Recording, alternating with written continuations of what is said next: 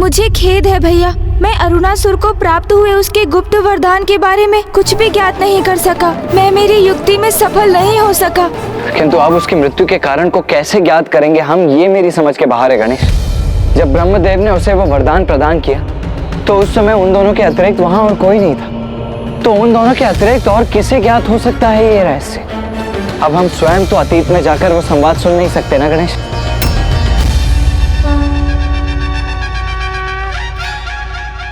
अब क्या हुआ गणेश?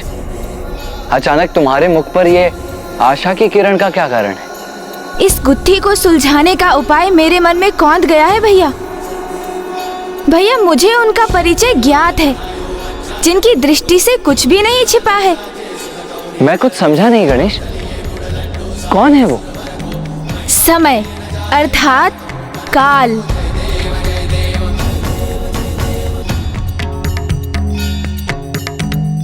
काल को सब ज्ञात है, अर्थात माता कालरात्रि को सब ज्ञात है भैया। बीते समय में जाकर उस रहस्य को उद्घाटित करने में वो हमारी सहायता करेंगी।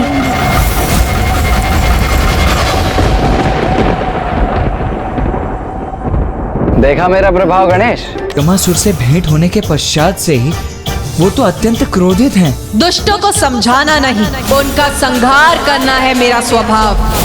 इसीलिए मुझे उसका संहार करने भेजना चाहिए था आपको।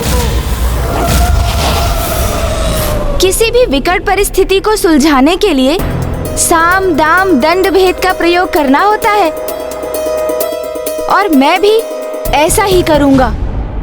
माता के क्रोध की कटुता अपने मीठे मीठे वचनों की मिश्री से मिटा दूंगा मैं। उनका ऐसा मनोहार करूंगा मैं कि वो अवश्य मान जाएंगी भैया। किंतु गणेश, बहुत भयंकर होता है उनका क्रोध, उन्हें मनाना इतना सरल नहीं है। अरे आप देखते जाइए ना भैया, कितनी सरलता से मनाता हूँ मैं उन्हें। ऐसी प्रशंसा करूंगा उनकी मैं कि वो मुझसे प्रसन्न होकर मुझे दर्शन अवश्य देंगी। हाँ, ये तो सत्य है गणेश। जो अत्यधिक क्रोध करते हैं उनका हृदय बड़ा सरल होता है, और थोड़े से मनोहार से भी वो शांत हो जाते हैं।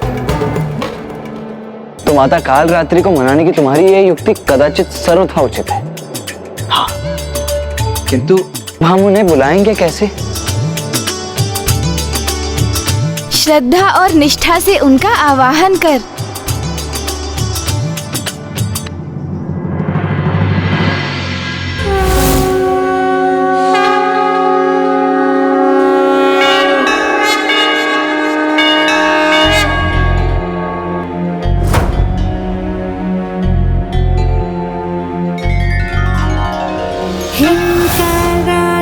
श्रृंखराली च क्लीं कल्याणी कलावती कालमाता कलिदर्पिणी समदिशकुपान्विता कामबीज जपान्दा कमबीज स्वरूपिणी कुमतिघ्नी कुलीनर्तिनाशिनी कुलकामिनी मंत्रवर्णेन कालकंटकघातिनी कृपामयी कृपाधारा कृपापारा कृपागमा कृपामयी कृपाधारा कृपापारा कृपागमा कृपामयी कृपाधारा कृपापारा कृपा।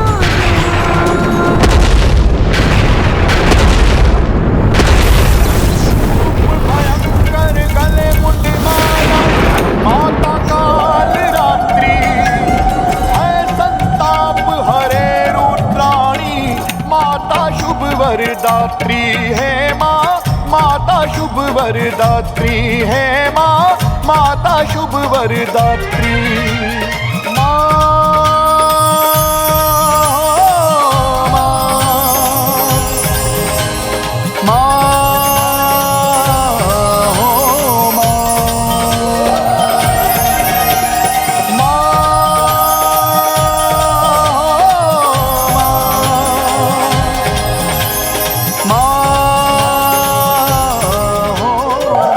बताओ, क्यों आवाहन किया मेरा?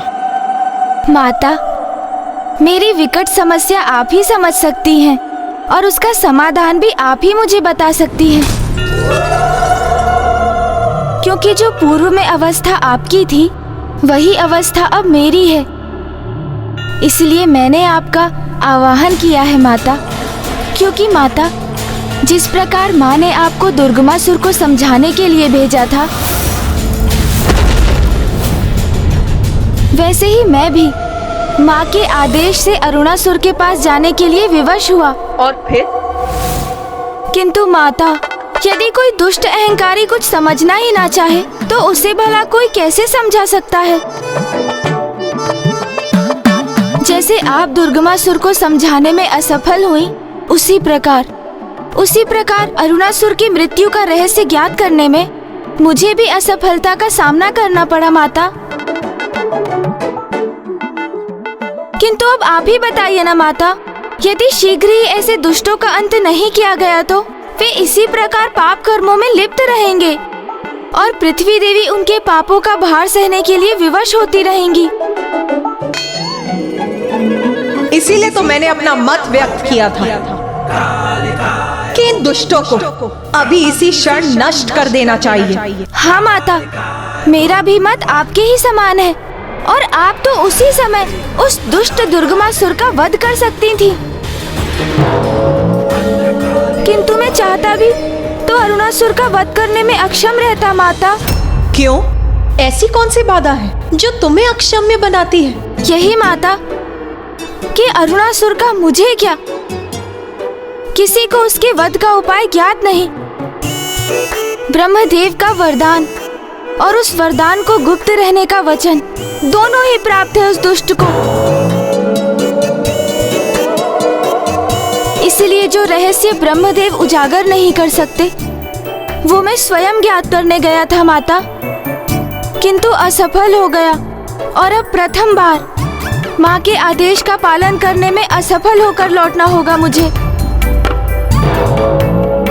किंतु अपना ये असफल लज्जित मुख कैसे दिखाऊंगा माँ को मैं? मेरी असफलता से तो उन्हें बहुत दुख होगा ना माता। और वो तो यही कहेंगी ना माता कि पुत्र, तुम अरुणासुर के वध के रहस्य को उजागर नहीं कर सके, तो उसका वध कैसे करोगे तुम? ऐसा कुछ नहीं होगा पुत्र, तुम निश्चिंत रहो। अरुणासुर का भेद मैं तुम्हें बताऊंगी। कहा था ना भैया कि सरलता से माता को मनुहार से मना लूंगा मैं। चतुर गणेशा, तुम्हें निराश होकर नहीं लौटने दूंगी मैं। काल चक्र को विपरीत दिशा में घुमाकर अतीत का वो दृश्य उत्पन्न करूंगी जब अरुणासुर को वो वरदान प्राप्त हुआ था।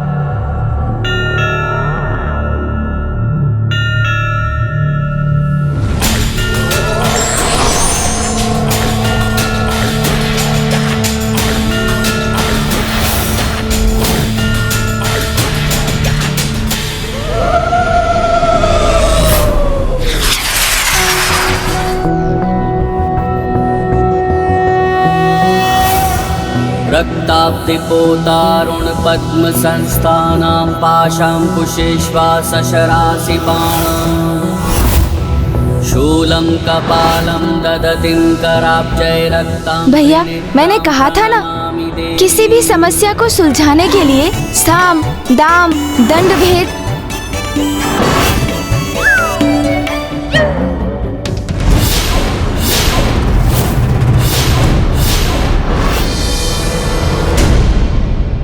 अरे माता, यहाँ क्यों रुक गई आप? ये तो वो दृश्य नहीं है जो हमें देखना है। आप अभी उचित दृश्य पर नहीं पहुँची हैं। विलंब मत करिए ना माता, समय चक्र को थोड़ा और घुमाइए ना। आपको स्मरण है ना, हमें तो वो दृश्य देखना है जिसमें ब्रह्मदेव ने अरुणासुर को वरदान दिया था। हाँ माता।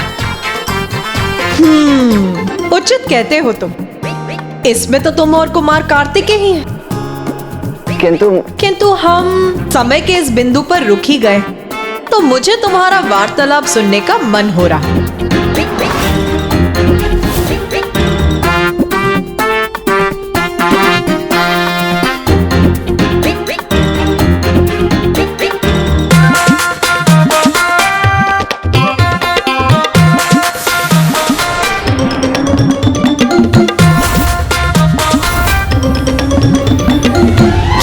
विकट परिस्थिति को सुलझाने के लिए साम दाम दंड भेद का प्रयोग करना होता है और मैं भी ऐसा ही करूंगा।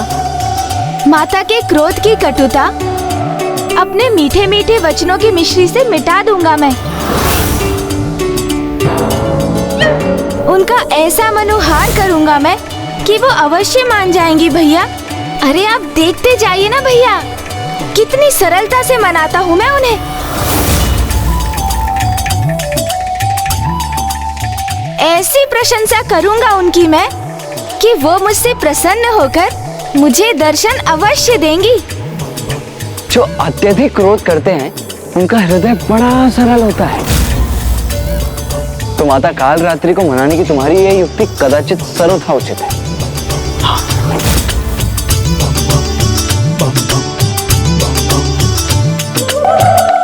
इतना दुस्साहस कि तुम दोनों ने मुझे मूर्ख बनाने का प्रयास किया।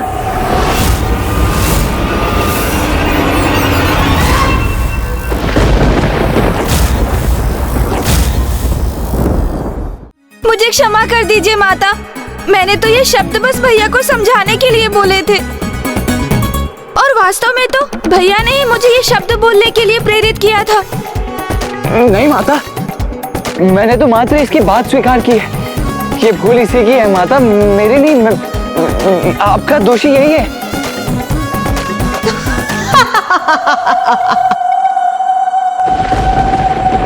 तुम दोनों बहुत चतुर समझते हो ना अपने आप को, किंतु स्मरण रखो तुम दोनों की माता हूं मैं और भली भांति समझती हूं मैं तुम दोनों की चतुराई को।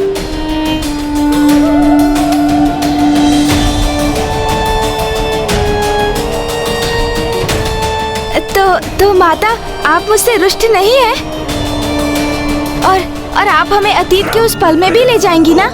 हाँ पुत्र, क्योंकि तुमने मेरी स्तुति में जिस स्तोत्र का उच्चारण किया था मैं उससे बहुत प्रभावित हूँ। कृपामयी कृपाधारा कृपापारा कृपागमा। इसलिए आज मैं ये घोषणा करती हूँ कि तुम्हारे समान जो भी मेरे स्तोत्र का उच्चारण करेगा और उसकी अंतिम पंक्तियों को 3 बार दोहराएगा, मैं उसकी सभी भूलों को क्षमा कर उसकी सहायता के लिए सदा प्रस्तुत होंगी। कल्याणी कलावती काल माता कली दर्पणी तम दिश गोपान्विता काम बीज जपांधा तम बीज स्वरूपिणी तुम दिग्नी कुलीन नाशिनी।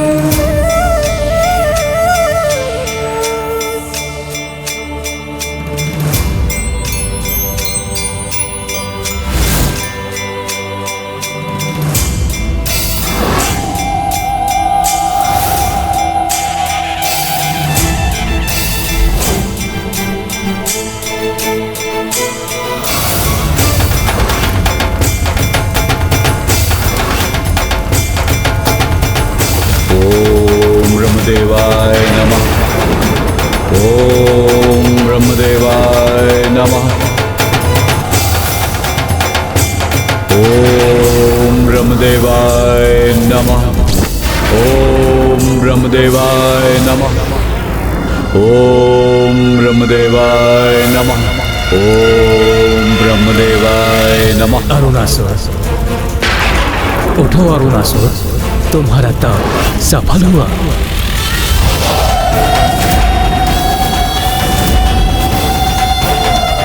प्रणाम ब्रह्मदेव।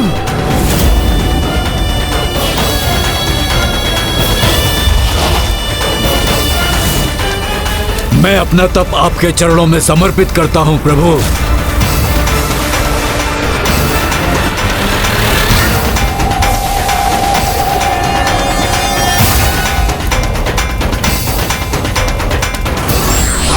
और यह भी स्पष्ट करता हूं प्रभु कि मुझे अपने तप और भक्ति के फल स्वरूप अमृत का वरदान चाहिए।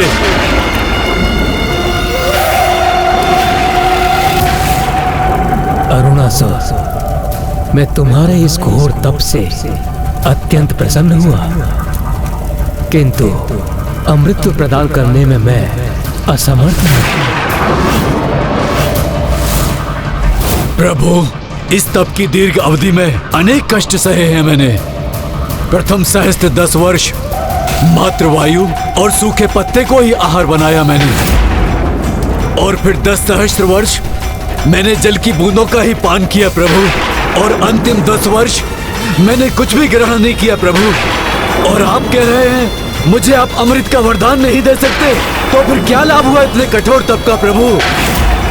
बताइए प्रभु, बताइए, फिर क्या लाभ हुआ? अरुणासुर, मैं भी शक्ति के नियमों से बंधा हूं, और मृत्यु सृष्टि का अंतिम अटल सत्य है। अमृत तो मैं तो क्या, तुम्हें कोई भी प्रदान नहीं कर सकता। हाँ, तुम ये चुनाव अवश्य कर सकते हो कि किसके द्वारा तुम्हारी मृत्यु असंभव है और किसके हाथों से तुम्हारी मृत्यु संभव हो सकती है। ये वरदान मैं अवश्य दे सकता हूँ। अच्छा, यदि आप अपने भक्त के लिए इतना ही कर सकते हैं तो फिर यही उचित है, किंतु मेरी एक अवस्था है। वचन दीजिए मुझे कि आप मेरे वरदान को गुप्त रखेंगे, उसका रहस्य किसी भी परिस्थिति में किसी के समक्ष उजागर नहीं करेंगे।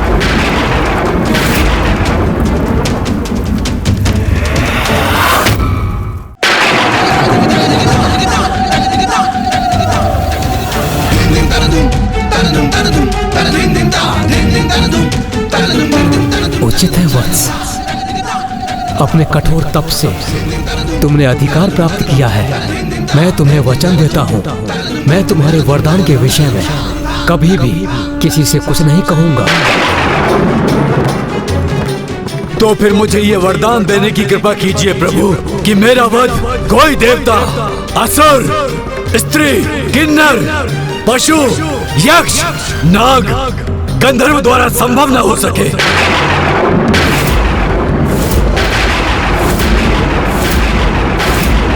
ऐसा कोई जीव भी मेरा संहार न कर सके जिसके 2 अथवा 4 पांव हो। यदि मेरा वध किसी के द्वारा संभव हो, मात्र और मात्र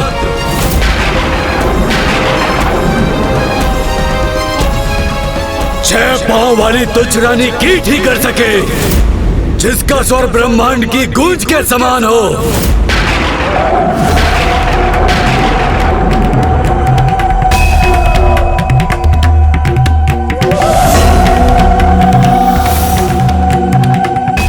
तथास्तु, तथास्तु,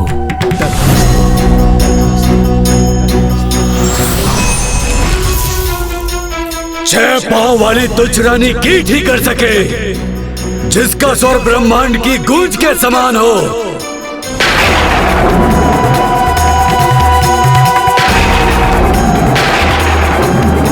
अब तो तुम्हें ज्ञात हो गया ना पुत्र, क्या वरदान प्राप्त किया है उस दुष्ट असुर ने?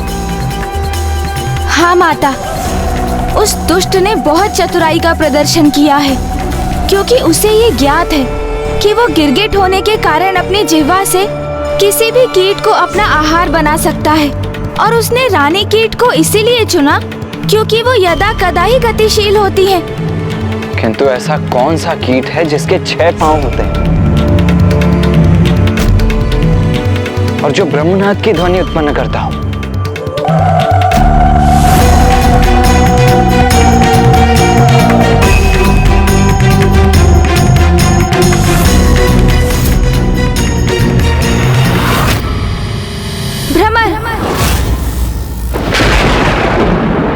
भ्रमर है वो कीट। तो वो दुष्ट ने एक रानी भ्रमरी के द्वारा अपनी मृत्यु का वरदान प्राप्त किया है।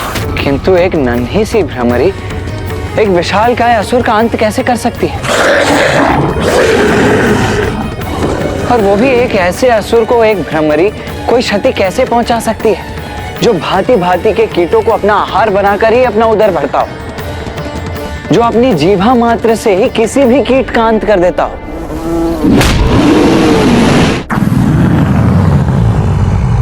भैया, ये किसी साधारण भ्रमरी के लिए कहाँ संभव है? उसके संहार के लिए तो स्वयं माँ को ही भ्रमरों की रानी भ्रमरी का रूप धारण करना होगा।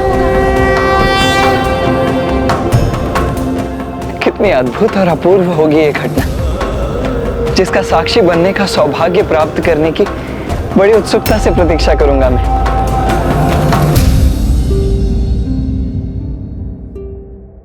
क्या हुआ पुत्र गणेश? अब तो तुम्हें उस दुष्ट के वध करने का उपाय ज्ञात हो गया है। अब क्यों चिंतित हो तुम? माता, मैं यही सोचकर चिंतित हूँ कि संपूर्ण सृष्टि जिनकी पूजा करती है, समस्त देवियाँ जिनकी सेवा कर स्वयं को धन्य समझ रही थी, स्वयं त्रिदेव जिनकी आरती कर रहे थे, वो जो स्वयं संपूर्ण सृष्टि की सर्वे सर्वा है, जिनके कारण ये अंतरिक्ष और ग्रह है, और जो सभी लोगों के उत्पत्ति के कारण भी है, उन देवी माता आदि शक्ति से एक छोटी सी प्राणी, एक लघु भ्रमरी का रूप धारण करने के लिए कैसे अनुरोध करेंगे?